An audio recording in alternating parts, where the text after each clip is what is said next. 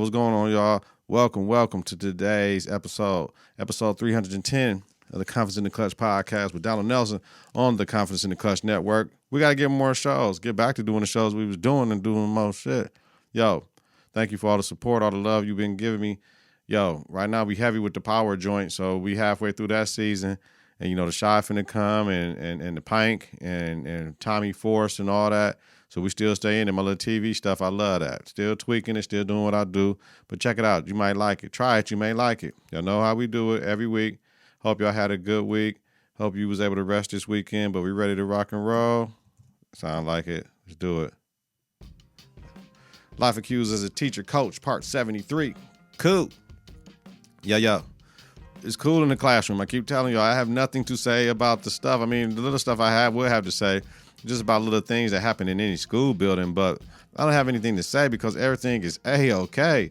I'm telling you, different demographics of kids get you different situations. I love the hood, but man, I'm too old for that. You know what I mean? I ain't got that. I ain't got that trying to keep kids in the room and all that. Don't want to sit down, man, listen. Yeah. It ain't every school in the hood, but it's a fucking majority. How about that? All right. Now, the only problem is that same thing I have in the hood. They ain't doing their work, so it's just this generation of kids. I'm going to be honest with you. It's so easy to cheat right now that I don't understand why they ain't getting their work done. Like, they set up right now is so sweet, and the principal and the assistant principal is throwing them a lie, really. I don't understand why they don't get the work done. So I put in grades today, and they looking like, yo, and I'm like, yo. You know what I'm saying? Yeah. So moving on to the coaching piece, man, listen, our uniforms are finalized. We got that sizing and fitting tomorrow. We still ain't had no banquet because the girls didn't want to have a traditional banquet. They wanted to go out. They wanted to go laser tagging. Pew, pew. And then they wanted to go to B-Dubs, right? I'm like, cool, we'll meet you at B-Dubs. You think we finna run around laser tagging? That's a hard to know. But they didn't want to have the traditional with the pomp and circumstance with parents and all that. We just want to go out as a team, coach. They can't get no dates together. So guess what? Tomorrow they getting their trophies just because it's finna be made, G. Like, it doesn't take this long. Get y'all stuff together. And I told them streamline it. Don't go to laser tagging and BW3s because we got kids who got to get driven everywhere. Parents might not want to do all that. So just pick one.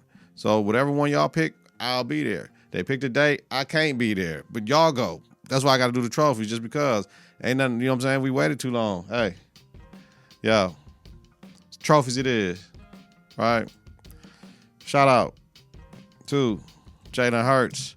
The Philadelphia Eagles and quarterback Jalen Hurts have reached an agreement on a 5-year, $255 million extension with $179.3 million guaranteed. Holla. Right?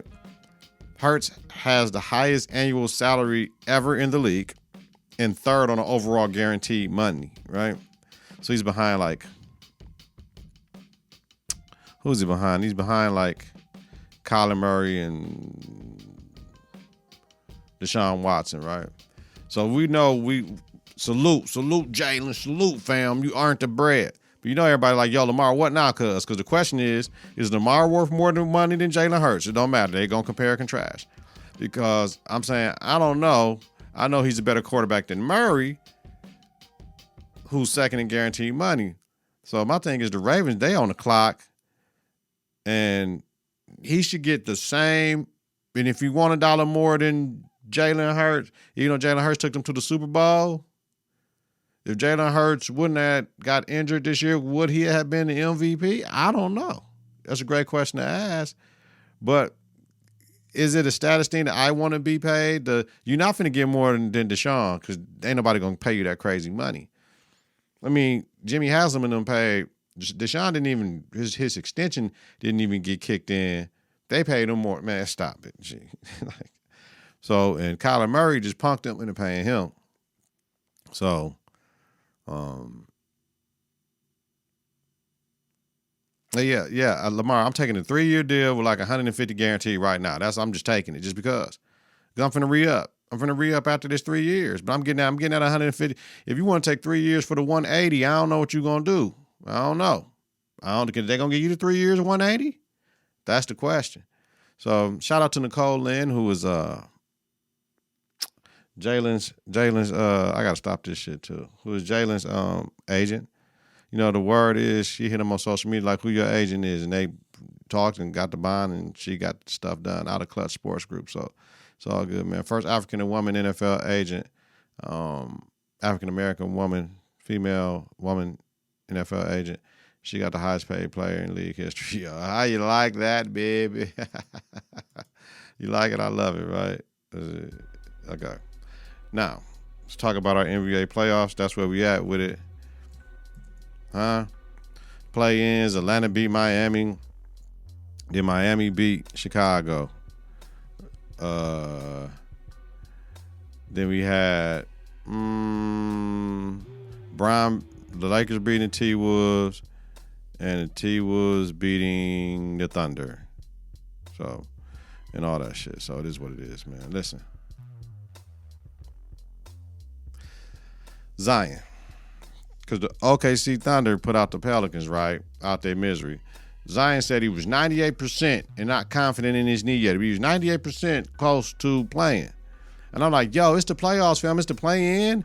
Like, no play-in game we don't get the playoffs without no play-in game. Like, cuz, you got to play. If you're 98%, cuz, this cat's out here right now probably at 80, 85. Like, win and go on or lose or go home. What do you mean? You ain't. So I get the mental side of it. And he might be struggling with some mental health things, but the mental side of your injury means you get mental health help. So, and trust in that, right? We know you got to trust in your health and your what do you had, a hamstring, boy? Like, it wasn't even nothing major. It wasn't nothing broke or torn. It was a pull. So I know you got to trust in that part of your body, but come on, G, now. Come on, get out there and try to play, man. I get it. When the stakes, I get it. Because now we'll never know if you're ready or not, Zion. Like, for real. And now we got to wait until October, open the day to see you play again, and you're going to be hurt by Christmas. Come on, man. We're all pulling for you, G, but you have to pull for you, too. Like, he was cleared 3 weeks ago. Now, 4 weeks ago, he was cleared to play. Like, you can play, no restrictions. You can go all out and play. But he ain't ready to play mentally. He ready to go out of New Orleans. That's all that is. But you can't eat your way out of New Orleans, fam. But this weakens your market for you to get the fuck up out of New Orleans, though. Come on, Zion. We ain't doing that shit, man. Mark Cuban was fined $750,000 for undermining the league's integrity by pulling out key players in their second to last game of the season. What was that? Not last week, Friday, but 2 weeks ago, Friday, coming up. Eliminating them from the play-in. Listen, for a top 10 protected pick, that's bullshit. If the Mavs get fined, Mad teams need to get fined because they was playing bullshit games the whole year. Like, you know what I mean? But I get it. They said the way that he did it was bogus. They shouldn't have played Luka. I think doing that shit with Luka, that was the bullshit. Like, nah, man, hold up, fam. You ain't play these other three cats, then you gonna start Luka, and then nah, fam, we finding you. I get that piece. As a league, you gotta be like, dog, you trying to show us your ass. We gonna show you ours, motherfucker. Yo, DeMar DeRozan's daughter, DR, was escorted out of Toronto's Scotiabank Arena last week by team security following the Bulls' 109-105 victory over the Raptors. Huh? You punk bitch-ass motherfuckers. Like, for real, a kid? The NBA notified the team of online threats directed at a 9-year-old girl for screaming at a fucking basketball game to distract. So what about everybody that had the things go, ah? It was more people up in there that was clicking things and making boo sounds. Where were they threats at? Come on, man. All this shit towards us black women, we ain't having that shit. I don't give a fuck what color you are. We ain't having that shit. You know what I mean? We ain't having that. Y'all leave these black girls, y'all leave Angel Reese and them we ain't having that. We ain't having that. Y'all keep y'all comments to y'all fucking self, man. It's part of the game. It's part of the game, man. Let that part of the game be part of the game. Don't take shit too far. We ain't having that. We ain't having that shit. You know what I mean? But I love DeMar because DeMar talked about it. You know what I mean? It's part of the game. It's a shame that people will stoop to, like DeMar was saying, is stoop to threatening kids. He just wanted to protect her moment at a game supporting her dad. You know what I mean? Like soft ass punk motherfuckers, that shit, pussies. Like, I know we ain't supposed to say pussy for weakness, because pussy ain't weak. But just pussy as pusillanimous. Like, you know what I mean? Like, yo, y'all, I got that from Joe Budden. I got that from Ice, man. Like, for real, man, we can't be having these soft punk motherfuckers with this bullshit, man. And then the thing is, you say stuff on Twitter, Instagram, and Snapchat, and what's that shit called? TikTok and Facebook. that you won't say to somebody's face. You'll say it on social media because the motherfucker got to catch your ass. You know what I'm saying? We don't do that. My school, I'm gonna tell you something. If I tell you, I could tell the world, but I ain't gonna tell the world and not tell you. I'm gonna tell you first. So when you hear it in the world, and there gotta be a reason for me to be talking about you when you ain't around, it ain't a problem for me.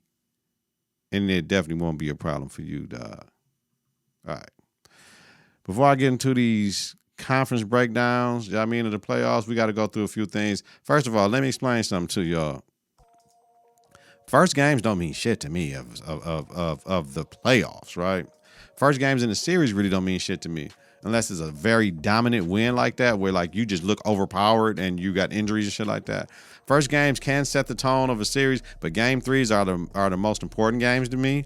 And then games 5 and game 7, of course, but pivotal game 5, but game 3s because right now somebody can be almost finna go down 3-0. Or it could be a 1-1 split, somebody can go up 2-1. Or, you know what I mean? Like that's the thing right there. So I love that. Yo, I read this today. The NBA and the NBA Players Association, they released the CBA, and players will now have to participate in the draft combine to be draft eligible. That don't mean shit to me. That's cool. Yeah, come to the draft combine. We need this. We need that. Depending on where your draft prospect is, we need to give medical records to a certain amount of teams, which we know they're going to share them. Maybe they got a rule on that. They don't. But then the other part of the game is this. This is the other part of the game. They don't have to scrimmage. But this piece that they put out for the young kids, I love this piece, man. According to ESPN, the revision of these sections of the CBA means that U.S.-based players will be able to sign pro contracts with G League, Ignite, OTE, or international teams and spend several years with those entities until they elect to enter their draft on their own volition or turn 22 years old during the calendar year of the draft. Yo, we wanted the minimum age shit to get dropped down to 18. Fuck that. Now you can go 18. 19, 20, 21, 22, 5 fucking years you can go play in like an academy, G League, Ignite, getting paid, OTE, getting paid, right, type shit, international teams getting paid, and you ain't got to just go to 1 year to be draft eligible and come back. You can stay and be smooth, fam, until you're 22 years old. So basically you can go to college or you can fuck with us. What this is finna do is open up a whole bunch of academies here, i.e. how the Eastern Hemisphere does things with their soccer academies and basketball academies and all that stuff. So that is dope, man. I can see we getting a whole bunch of different academies and probably having different leagues here now. You know what I mean? That might be a little bit better for people. You know what I mean? Like in certain situations.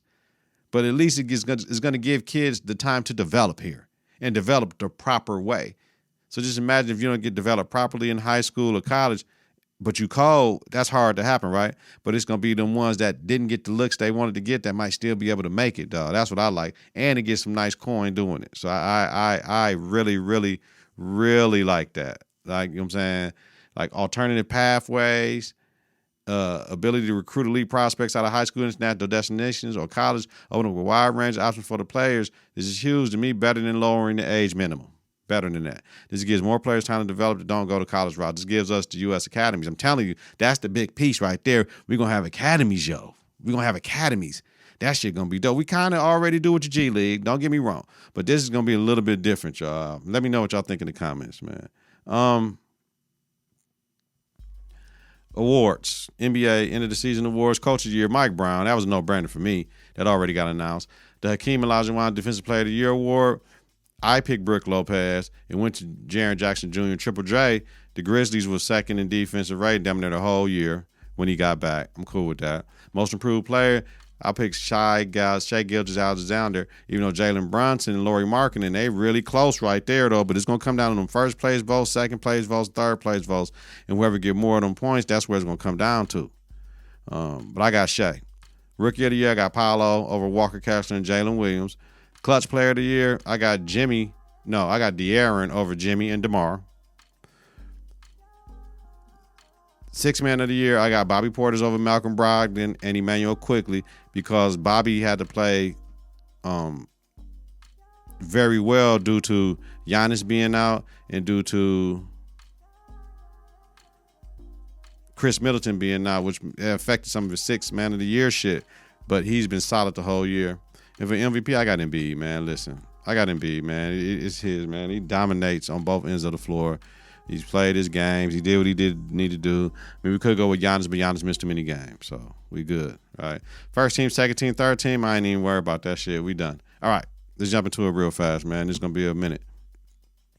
Eastern Conference, Bucks Heat. Game 1, the Heat won 130-117. Jimmy had 35-5-11. Middleton had 33-9-4. Like the big stats that jumped out to me: Heat points in the paint 62-46. Fast break points 14-6. 15-25 from Trey Ball land. Bucks 11-45. Shot selection, G. Shot selection is really big. Bucks don't look like the best team in the league without Giannis, do they? And they shouldn't, right? The Bucks have to get younger and more athletic on the wing this offseason. We see playoff Jimmy never fail. So, Giannis layups always with the twisting and contorting his body and shit has always worried me how he comes down the same as Ja. With that tailbone back, that's very sensitive. But with treatment, he should be okay. MRI came back clean. Might have to get a shot and injection for tomorrow's game. But, he should be okay. Tyler Hero, not so much. He broke his right hand and probably be out 4 to 6 weeks, depending on how Miami go. That's out for the rest of the playoffs if they advance. So, we'll see. We'll see how that go, man. Game two. I got the series prediction. I got the Bucks in 6. Cavs, Knicks. Game 1, Knicks won 101-97. Knicks lead the series 1-0. Best player on the floor was Donovan Mitchell, 38-5-8. Julius Randle had 19-10-4, though. Knicks bench points 37-14. Cavs points off turnovers 26-10. Knicks second chance points 23-12 and 17-11 offensive rebounds. So I got the Knicks winning this series in 7 games. The Celtics Hawks. Game 1, Celtics 112-99. Boston lead the series 1-0. Jalen Brown, best player on the floor, 29, 12, and 3. Murray had 24, 8, and 6. DeJounte Murray. Hawks, fast break points 17-4. Bench points 24-17, but Boston had 74-44 halftime lead. Who gives a damn? You know what I mean? They just blowing them the fuck out. No problem. Series prediction, I got the Celtics in 5. First round again. We still in the first round. That's all the fuck we in. What the hell you talking about, son? 76ers Nets. Game 1, 76ers 121-101. Bridges, best player on the floor, 35-1. Harden had 23, 4, and 13. 76ers turnovers 8-19. They led. Points off turnovers, 76ers 31-11. Philly, second chance points 21-3. Philly, offensive rebounds 14-5. That's what second chance points, offensive rebounds. We're going to play some D. We're going to get up in you. We're going to do what we need to do. Game 2, 76ers 96-84. Philly leads the series 2-0. Yo, Maxey had 33. Cam Johnson had 28 for the Nets. Embiid had 20, 19, and 7 for the 76ers. 76ers led in all this shit. Points in the paint, 46-22. Fast break points, 13-6. Offensive rebounds, 13-5. Second chance points, 18-0. Yo, getting that shit back and being able to put that shit in the basket, man, that kills the defense. The Nets played a better game. Philly had to pull it out in the fourth quarter, but Philly has too much for them because you don't know where the shit coming from. You know what I mean? From Philly, you don't know. It's a significant problem to have. But see what I didn't say. You got Tobias Harris bought. He had a dub. So when he had that dub, it's easier for them to make up for their mistakes. When he don't produce, Philly in trouble. I got Sixers and 4. I got the sweep for them, right? Western Conference, West, y'all. T-Wolves, Nuggets. Nuggets win 108-80. Denver leads series 1-0. Jamal Murray, best player on the floor, game 1, 24-8-8. Anthony Edwards, 18-2-5. Yo, Nuggets led. Points in the paint, 48-36. Fast break points, 16-3. Offensive rebounds, 11-5. Second chance points, 12-5. The third quarter, Denver was busting their ass on Sunday. I was watching the game, like mad threes. It was a hell of a run by Denver. Like, damn, this shit is like 2K. Murray threw the lob to Jordan DeAndre. Like on 2, like the camera might shake. You know what I mean? Like, you know what I mean? Then the Murray talking crazy with the look at the scoreboard shit during the tussle, and with my man from Minnesota acting crazy, man, just tripping with Braun. Tripping, man. Hey, Karl Anthony Towns, fam, you can't have 11 and 10, G. You can't have 11 and 10, G. That ain't enough. I think he was like 1 for 7 from Trey Ball or some shit like that. I got the Nuggets in 5, man. AE gonna get us 1. Suns Clippers. Game 1 Clippers. 115-110.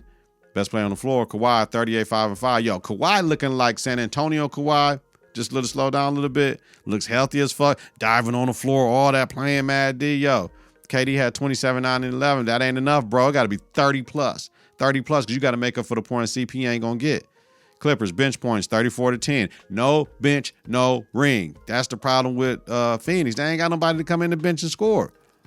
3-point field goals, Clippers, 10 out of 31. Suns, 6 for 19. Offensive rebounds, 15-6. Second chance points, Clippers, 12-7. Look, Westbrook. Through the turnovers and the missed shots, right? Through the turnovers and the missed shots, came through on the defensive end. No, that was a foul on Book because he grabbed him by the wrist. The hand is part of the ball, but he slapped him in his shit. Book was mad. I get it, but Book, you got to keep on playing through that whistle, G, especially up under the basket right there. Lost his focus. Vlaka threw it off his leg and going the other way. That Westbrook. Love it. Not Westbrook. Even though what was that, 3 for 19 for the game? I don't even know how he got 19 shots, but they ain't got no PG. No Paul George, but 19 shots, that's a lot. But we cool. To the fan, yo. To the fan with your child. Man, listen. It's not the time to heckle, G, with your child. You put your child in danger, fam. You know what I mean? We don't heckle in the VIP anyway. We salute in the VIP. I see you, player. What's happening, dog? Okay, then, Westbrook. Okay, then. I see you, fam. You gonna knock him down? You talk to Westbrook. Oh, yeah, I'm gonna knock him down. You know what I'm saying? Like, if y'all even supposed to be talking, are y'all supposed to even talking to motherfuckers back there? Shit, let me know in the comments. I got Suns in 7, man. Grizzlies, Lakers, man. It's the series, man. Game 1, Lakers, 128-112. Rui Hachimura had 29, 5 or 6 from Trey Ball Land, 6 rebounds. Best player on the floor for me. Jaren Jackson Jr. had 31 and 5. The Lakers. Fast break points, 26 and 17. Bench points, 39-24. Second chance points, 22-10. All right? Huh? AD scared us all when he went down and talking about he couldn't move his shit. You know what I'm saying? Like, no, AD. Damn, I was mad at halftime. But you know what I'm saying? Ja went to the hole, came on his hand and ran out screaming, shit. Ja's x-ray was negative. AD good. You know, Ja is a game time decision for tomorrow. I'm glad his hand is not broke. You know, the Lakers had 4 players with 20 plus. Reeves had 23 off the bench. I'm him, motherfucker. You know what I'm saying? Yeah. Lake show all day. Lakers in 6, man. The final series, Kings, Warriors. You feel me? Game 1, Kings 126-123. Best player on the floor, De'Aaron Fox at 38, 1 and 5. Curry at 36 and 2. Kings led in points in the paint, 60-44. Bench points, 55-50. Second chance points, 21-17. Fast break points, 12-9. Hey, yo, for real. Balling. Good ass game. The tempo. Run. Just keep running. Curry got a good ass look, the one-handed runner and shit. While previous play before that, when my man back, Andrew Wiggins, had the corner tray while Draymond and Sabonis down there tangled up and shit. You know what I mean? Crazy. That was a good-ass look, too. The Warriors had 2 good-ass looks. They just missed that shit. They make one of those. It could be 1-1 right now, right? Right. Game 2, Kings. 114-106. Sack now leads 2-0. Best player on the floor, Fox. 24, 5 and 9, right? Curry had 28, 3 and 6. Kings points in the paint, 54-40. Fast break points, 17-12. Bench points, 36-21. Offensive rebounds, 12-9. Second chance points, 20-11. Yo, the third quarter, the Kings was punking the Warriors. Shit. More physical. They trapping them at half court, making them guards look like they're in high school. Getting to the hole on a motherfucking man, making Golden State initiate offense high as fuck, man. Like, yo, Monk running at cats is getting in the hole when he want to. Golden State was acting scary as hell with that trap. All right, let's talk about it. Y'all want to talk about it? Yes, Sabonis grabbed Draymond's foot, for real. He grabbed his shit ankle, and yeah, he could have kicked Sabonis in his fucking face where he was holding him at. Like, you know, you pulling your leg hard as fuck, man. He could have stomped his face. Could have been worse. Now, what was Sabonis doing? Was he doing it because he fell on the ground to brace his fall and he grabbed it? Was he trying to hold him so he couldn't run? Was he trying to trip Draymond? Then that's a dirty ass fucking play, right? Don't get it twisted. So did he protect himself from getting stepped on or to be dirty? So Draymond stomped his ass like Young Buck. Stomp. You know what I'm saying? I mean, that was Draymond stomped the shit out of him. But in order to get up the court without hurting himself or twisting his ankle or tearing something, he had to stomp him that hard. That's what I'm going to say. Shit. Flagrant 2 and injection on Dre. Tech on Sabonis. Those were fair. Sack time played mad D this game from a team that was one of the worst in the league. So my question of the day is, will Draymond get suspended for game 3? I say no. He'll just get a nice ass fine, right? If Golden State bench doesn't produce, they might get swept, though. That's what I will say. I got Kings in 5, man. So I got something to talk about from that shit, too, with the whole E40 thrown out of game 1 in Sacramento. Listen, y'all. He had issues with fans heckling him the whole game. So in the fourth quarter, he addressed the fan. So security came and removed him from his courtside seat next to the Warriors bench. He talking about racial bias is what 40 claiming. So per ESPN, quote, unfortunately, it was yet another reminder that despite my success and accolades as a musician and entrepreneur, racial bias remains prevalent. Security saw a disagreement between a black man and a white woman and immediately assumed that I was at fault, end quote. Reportedly, Jalen Rose went on IG, said it was over 40 Wilder standing up consistently. And like Jalen Rose said, did he get a warning? That's 40 Wilder. Get the fuck out of here. I'm rolling. That's all right. Golden State, they're going to have him right. They're going to be playing this song, and it's going to be all right. You know what I mean? We ain't got to trip over that shit. But that was out of order, though. But this is what it is in America, man. This is America. Can't say shit to the white woman, nigga. Fuck that. Keep talking that shit. Say whatever to whoever. White woman, black man. We ain't disrespecting the queens. Queens disrespect us, though. We got a right to tell them to chill. Chill. I'm not trying to fight with you. Why are you doing all that? And then you see the black man talking to a woman, and it's an issue, man. I hate that shit, man. Go on somewhere with that shit, man. All right. Quick ones, y'all. Let's do it. JBP, where would you be without the JBP? Darn. Yo, number one in the hate, right? Joe addressed it to whom it may concern, talked about Mike stands and a whole bunch of other shit, right? What Rory and Maul response was Rory and Maul, they own to shit, right? Shows the mic stands and shit, show they crew home having mic stands, puts Minimal Boys Club on they Rory and Maul t-shirts on the back, and the title of the pod, and all this shit selling t-shirts. That's funny though.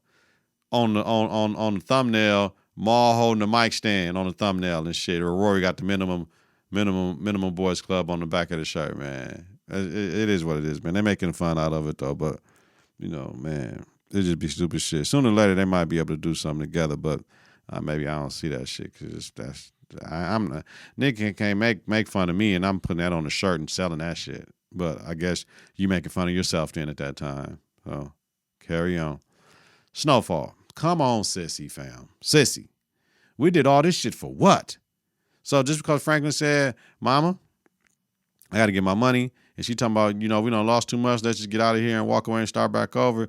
You're like, Mama, I can't do that type shit. Would you rather have the money or see me, if you couldn't see me no more, which one? Mama, if I ain't got to see you no more, it is what it is.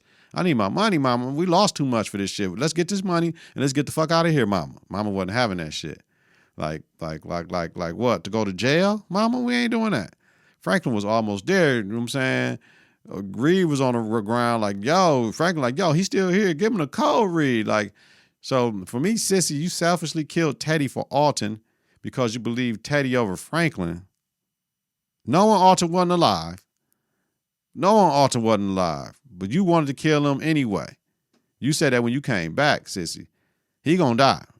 That's why you had the KGB. He was gonna die either way. Plus, you lost your brother and you lost your son to the game, so I get it. But man, yes, Teddy played a hand in Sissy losing all three, but at least get the money, Sissy. At least get the fucking money, yo. You know what I mean? Because otherwise, that's some bullshit. You was doing so much with the money before. Why we couldn't get the money now? You know what I mean? Like, man. But she knew what she was going to do. She knew she was going to kill him as soon as she got the opportunity to. That's why she gave the shelter to LaWanda. She always gave LaWanda shelter, but now she gave the shelter to her because she knew what was happening. She was going to jail forever. She knew she had to be the one to kill Teddy, no one else. My thing is, we was just finna get the money, though, Ma. We was just finna get the money. I did all this shit. We was just finna get the money, Ma. Oh, Sissy, so tomorrow night, I ain't never watched one live. I might have to watch one live, and I might have to get on Twitter talking crazy from Confidence in the Klutch about the show, or I just watch it the way I usually watch it the next day after, but just want to be in what goes on with it, man, because this is it. Series finale tomorrow night. Possibly. Louis got to die still, if you ask me. She still got to die. Franklin or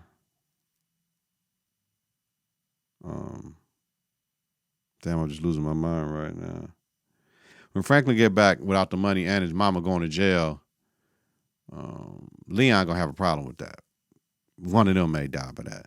We know if this based loosely on Rick Freeway Ross, he goes to jail. So who we gonna go to jail for though? And with, I mean, I'm sure they got some shit on him. So but the KGB motherfucker's still there. We got to kill him like his issue. We can't let him go.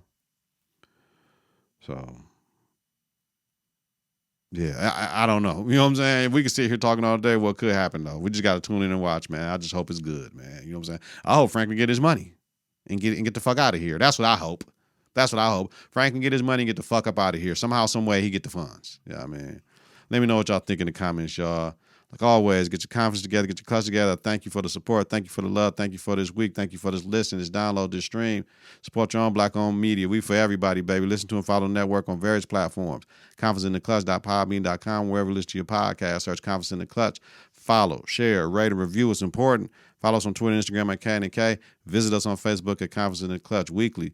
You know who? Donald Nelson. That's me. Dizzle, Deezy, Deezus, Deezos, Don P, Don D, Donrilla.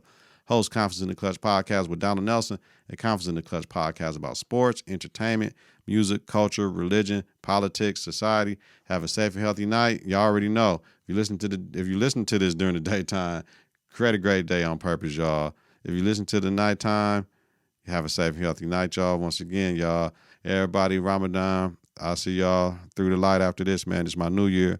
Thursday, my last day, yeah. You know what I'm saying? Ramadan Mubarak. Let's go, baby. Peace. 3, 2, 1. Confidence on 3, in the clutch on 6. 1, 2, 3. Confidence. 4, 5, 6. In the clutch. Confidence in the clutch.